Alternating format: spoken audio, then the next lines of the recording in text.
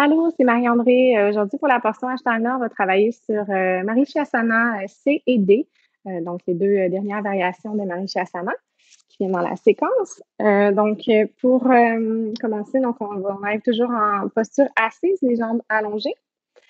Donc, on va aller plier, je vais aller avec la jambe gauche ici. Donc, jambe gauche, on amène le pied près de soi, toujours on pousse les ischions dans le sol, s'assurer d'avoir le dos bien droit.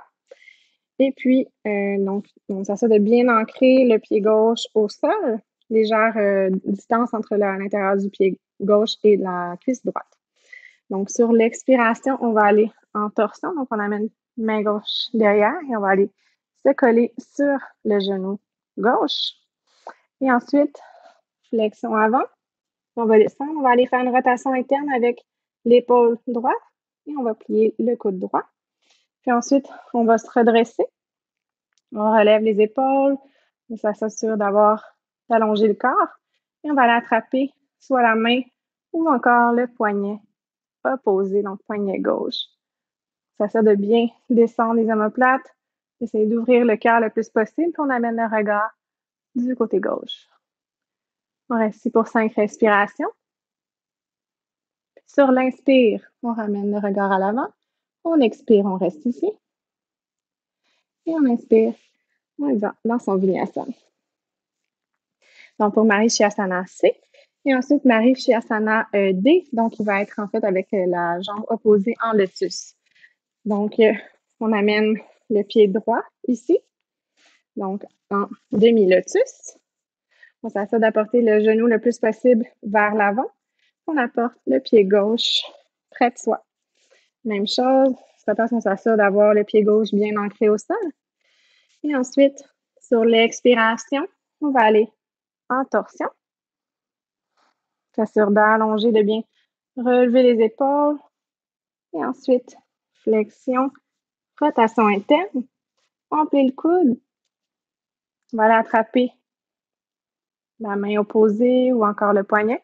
Et ensuite, on va allonger le flanc gauche. On s'assure de vouloir redresser le haut du corps le plus possible. On ouvre le cœur et on amène le regard vers l'arrière.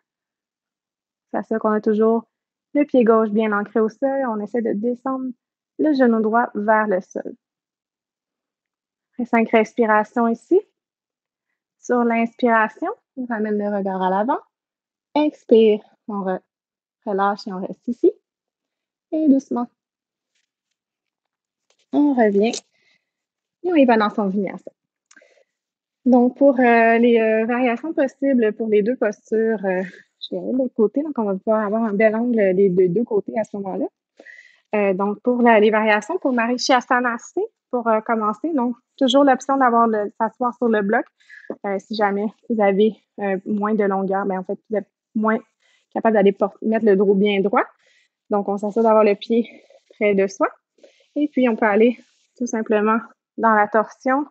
On s'assure d'avoir les épaules, de bien ouvrir le cœur, d'amener le regard vers l'arrière, léger engagement dans la jambe droite. Donc, on ne la laisse pas tomber. On s'assure qu'elle est bien engagée. Comme ça, ici dans la torsion. Et on expire, on revient.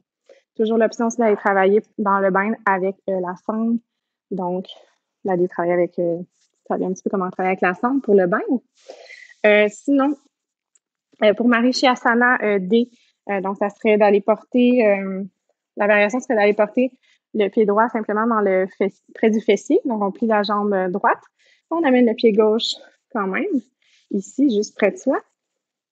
Et à l'expiration, on va aller en torsion. On continue de bien ouvrir le cœur. On peut rester ici, on peut encore aller déposer le coude à l'extérieur du genou gauche. Ou encore, si vous voulez travailler avec le bind, on peut y aller avec la sangle, comme ceci. Alors voilà, pour ce qui est des Marichyasana C et D.